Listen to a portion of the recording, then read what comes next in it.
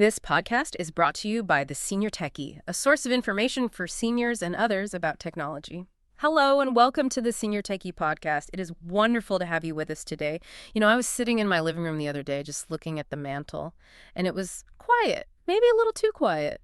I was looking at a school portrait of my grandson. He's growing like a weed, and I realized something that it hit me a bit hard. He's 3 states away. It's a familiar feeling, isn't it? It really is. And it's not just him. My old college roommate, he retired to Florida. My sister's out west. We have all this technology in our pockets, these supercomputers, and yet sometimes that distance, it just feels bigger than ever. You can't pop over for coffee. That is the paradox of modern life. I mean, we're technically connected all the time, but we're often physically isolated. Yeah. And for many of us, the effort it takes to bridge that physical gap, the travel, the logistics, it just gets harder. Exactly. And that is why I'm genuinely interested in what the Senior Techie has for us today. We're looking at week 5 of their Internet of Things series, and the title is Easy Video Calling Devices That Keep Grandkids Close. And this is a really important shift in the conversation. If you've been following along with the Senior Techie series, week 2 is all about home safety sensors, detectors, things to prevent falls. Right, the practical stuff. Very practical. Week 3 was about smart home independence. But this week, this is about emotional health. This is really about solving isolation. But here's the skepticism I always bring to the table. When people talk about tech for seniors, usually when someone says video calling, they just hand you an iPad and, wish you luck. Right. But the Senior Techie is making a very specific distinction here, aren't they? They are. The Senior Techie says quite clearly that the devices we're looking at today are not just standard tablets with a different case. They are designed from the ground up to remove friction. You do not need a computer science degree. Good to know. In fact, for some of these, you barely need to touch them at all. Okay, let's dig into that word you used, friction. Because I think people, especially, the younger generation, they underestimate how much friction there is in a simple FaceTime call. Oh, absolutely. I mean, think about the workflow in a standard tablet. First, you have to find it. Then you have to wake it up. Oh, wait, it needs a passcode? What was the passcode again? I have 3 of them written down somewhere. Exactly. Then you have to find the specific app. Was it Zoom, Skype, Teams? Then you're in the call, but the buttons are tiny. You accidentally mute yourself. You can't hear them. Or a window pops up saying, update iOS to continue, and you're stuck. That is friction. And the Senior Techie makes a great point. When communication feels like a chore, or when it makes you feel incompetent, you stop doing it. You do. It kills the spontaneity. Yeah. You don't call because you just don't want to deal with the hassle. So let's look at the hardware that claims to fix this. The Senior Techie lists a few dedicated devices. And the first one is the ViewClix. Now, just looking at it, this doesn't scream computer at all. No, and that is completely by design. ViewClix is built to look like a high-quality picture frame. It sits on your sideboard or your shelf, and it displays a slideshow of family photos. It blends in. Oh. But underneath that wood frame, it's a pretty sophisticated communication hub. And it has a feature that I found really interesting, maybe a little startling at first, but I do see the value. The Senior Techie calls it auto answer. This is the headline feature for ViewClix and really for this whole category of devices. Walk us through how that works. So imagine your daughter wants to call you. She opens the ViewClix app on her phone. She hits call. On your end, the frame makes a sound and alert so you know a call is coming through. Yeah. And then it just connects. Just like that. The video feed opens. You don't have to walk over. You don't have to swipe anything. So I could be sitting in my armchair with a cup of tea, the frame chimes, and suddenly I'm talking to my daughter. Precisely. Now, I have to play devil's advocate here. I can hear some of our listeners thinking, wait a minute, I don't want people just popping into my living room unannounced. Is that a valid concern? It's a valid question, but the Senior Techie clarifies the context here. This is all permission-based. Only the specific family members you authorize, people you trust implicitly, can actually do this. Okay, that helps. And think about the use case. This is crucial for seniors who might have mobility issues. If it takes you 30 seconds to get out of your chair and across the room, you're going to miss a standard call every single time. That's a very good point. Or if you have tremors and you can't quite hit that little green button on a smartphone. Exactly. It removes the anxiety of missing the call. It turns the device into a portal rather than a telephone that demands your immediate physical attention. Okay, that makes a lot of sense. Now let's talk brass tacks. The Senior Techie mentions this comes in a 10-inch or 15-inch screen. What are we looking at, cost-wise? So the device itself runs about $299. But the senior techie notes there is a recurring cost here. There's a membership fee of roughly $9.95 a month. A subscription for a picture frame. I could see that rubbing some people the wrong way. I understand that reaction. But the senior techie explains that you aren't really paying for the frame, you're paying for the service. You're paying for the secure cloud server that handles the video connections and the photo storage so you don't have to. It's what keeps it all running seamlessly without you ever having to hit update. So you're paying $10 a month for the privilege of it just working. Exactly. Now, if ViewClix is simple, the next device the senior techie highlights seems to be aiming for minimalist. It's called the Komp. The Komp is fascinating. It was developed by a Norwegian startup, and they took a very radical approach. They basically asked, what if we remove everything? Everything. No touchscreen, no usernames, no passwords. So, how to use it? It has one button, a large rotary knob. You turn it to switch it on and adjust the volume. That is the entire interface for the senior. That is bold. So if I have a Komp, I can't mess it up. You physically cannot mess it up. There are no menus to get lost in. Yeah. The family controls everything from their app. They send the photos, they start the calls. Wow. And like the ViewClix, it has that auto answer feature. It counts down usually 10 seconds, and then it just connects. And the senior techie mentions the screen size on this one is pretty significant too. Yes, it's a 21-inch screen that is effectively a small television. If you're dealing with vision loss, just think about the difference between looking at a 6-inch phone screen and a 21-inch monitor. Oh, huge difference. It's the difference between seeing a blur and seeing the sparkle in your grandchild's eye. It's high-fidelity presence. Exactly that. Speaking of televisions, that transitions us perfectly to the next category. The senior techie raises a really good question here. Why are we trying to learn how to use these little tablets when the biggest screen in the house is already sitting right in front of the couch? It's the hearth concept, right? The TV is the center of the living room. We are comfortable with it. We know how to point a remote at it. It makes perfect sense to leverage that for communication. So the senior techie highlights two main players here. The first is Jubilee TV. What's the quick rundown on that one? Jubilee is essentially an overlay. It connects to your existing cable or satellite box. It comes with a webcam that sits on top of your TV, and it allows your family to pop up on the screen for a video call.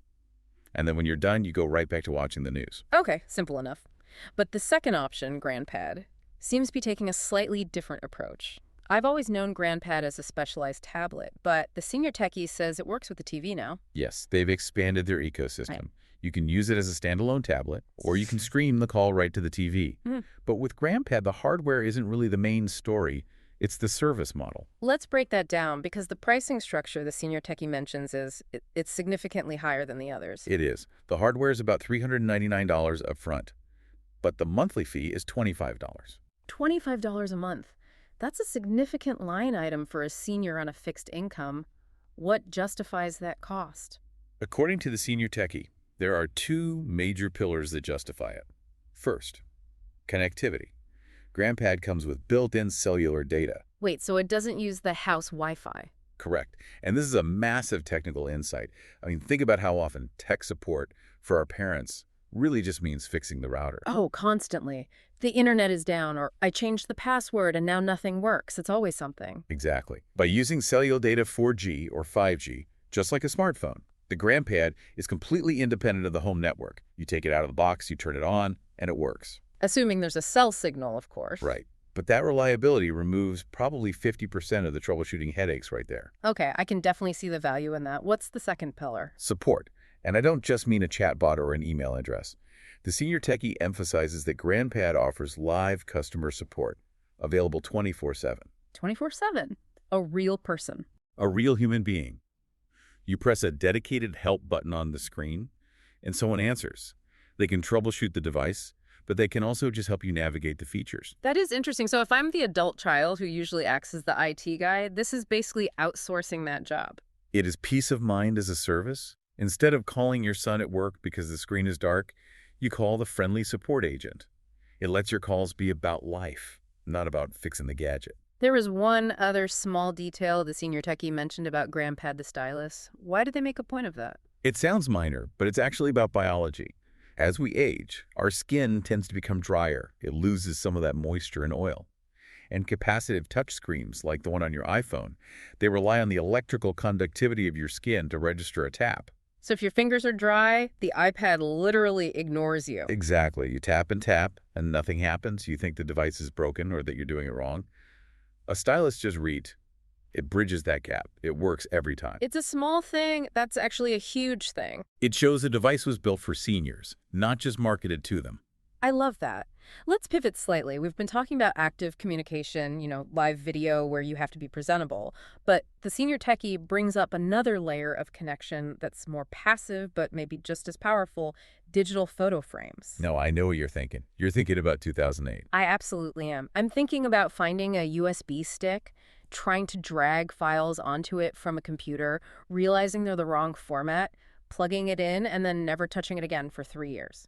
The tech clutter era. The senior techie is very clear. Those days are over.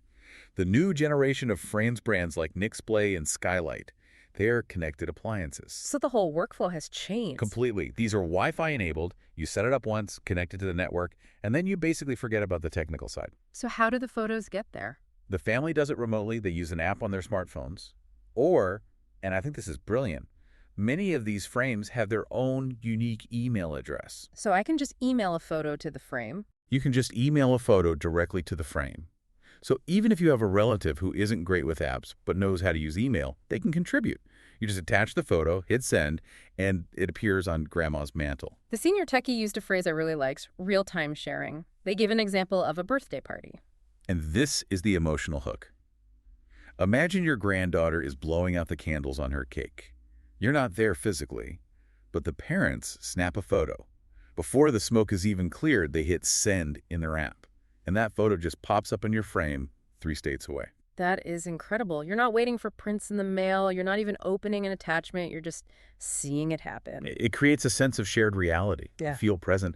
And the senior techie mentions a really lovely secondary benefit, especially for seniors in assisted living facilities.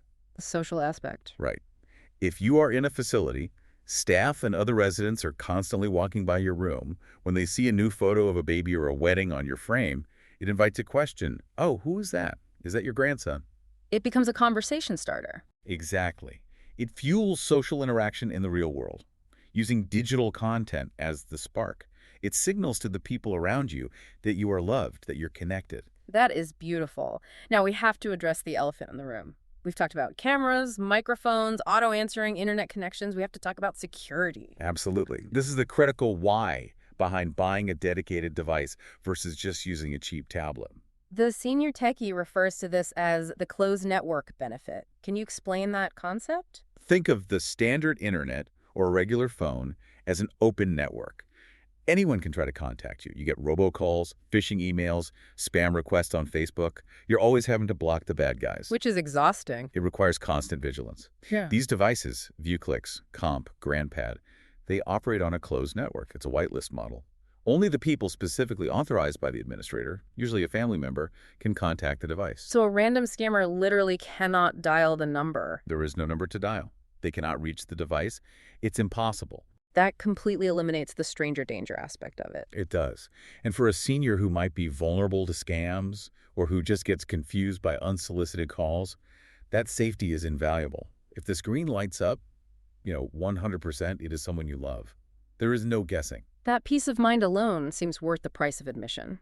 The senior techie also did a great job recapping the physical accessibility features. I want to make sure we list those out because for our audience, these aren't just nice-to-haves, they're essential. It's really a checklist of thoughtful design. Mm-hmm. We mentioned the auto answer for mobility issues. We mentioned the large high-contrast screens for vision loss. We touched on the stylus for dry skin. And captions. We shouldn't forget the captions. Yes. Some of these devices, particularly the tablet-based ones like GrandPad, can support real-time captioning during video calls. If hearing is a barrier, seeing the words on the screen can be the difference between just nodding along and having a real connection. And physical remotes? Right. Sometimes a tactile button you can actually feel is just infinitely better than a smooth piece of glass that gives you no feedback. So we've laid out a pretty compelling case for dedicated hardware.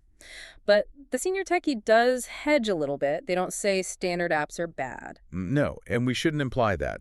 If you are comfortable with your smartphone, if you're already on Facebook, if you use WhatsApp to text your kids, keep doing it. Those tools are free and they are everywhere. It's about meeting you where you are. Precisely. But you just have to be aware that those platforms are open.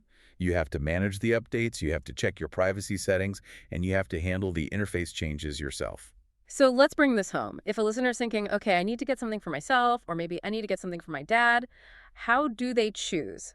Let's synthesize this menu of options that the senior techie provided. Okay, let's break it down by lifestyle and ability. If you need the absolute simplest interaction possible, maybe you just have zero patience for tech, or perhaps there's some cognitive decline, the senior techie points to the Komp. One button, no screen to touch. It's practically foolproof. And for the person who loves their TV. If you spend your evenings in the recliner watching the news, leverage that. Jubilee TV or GrandPad connected to the TV. You bring the call to the screen you are already looking at. And GrandPad specifically, if you want that cellular reliability and the 24/7 human support. Correct. That is the premium service option for maximum peace of mind. What if you want a mix? You want those beautiful photos, but you also want to have a video chat now and then. ViewClix is the hybrid winner there.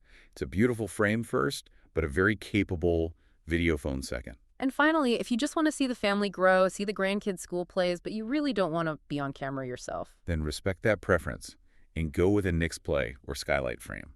Low pressure, high emotional reward. It keeps you in the loop without putting you on the spot. It really is about matching the tool to the person, isn't it? Not just buying the gadget with the most specs. That is the golden rule. Yeah. The best device is the one you will actually use. The senior techie sums this up with the bottom line that I think is really powerful. Distance doesn't have to mean disconnection. It's a choice we make. We often accept isolation as just part of aging. We say, oh, it's too hard to travel, or I don't want to bother them. But these tools prove that isn't true. You don't need to be a tech expert to solve this. Not at all. You just need to identify the friction. Is it the buttons? Is it the Wi-Fi? Is it the password? And pick the device that eliminates it. It's about making contact so easy that it actually happens, instead of just being something you mean to do. Exactly. Before we wrap up, I want to leave you with a thought to chew on. We talked a lot about auto-answer today. It raises an incredibly interesting question about the future of privacy versus closeness. Right now, we view auto-answer as a feature for accessibility. But imagine a future where that kind of always-on, drop-in availability becomes the norm for close families. It almost feels like going back in time. It does. It suggests a level of intimacy and trust that we haven't really seen since we all lived in the same village, where you can just walk into your neighbor's kitchen without knocking. Are we using technology to recreate the village? It's something to think about as these devices become more common in our homes. That is a fascinating thought. Recreating the village through a screen. This podcast was brought to you by The Senior Techie. It's available on Apple Podcasts, YouTube, and Spotify. If you'd like to keep up with their newsletters, you can subscribe for free by going to theseniortechie.com.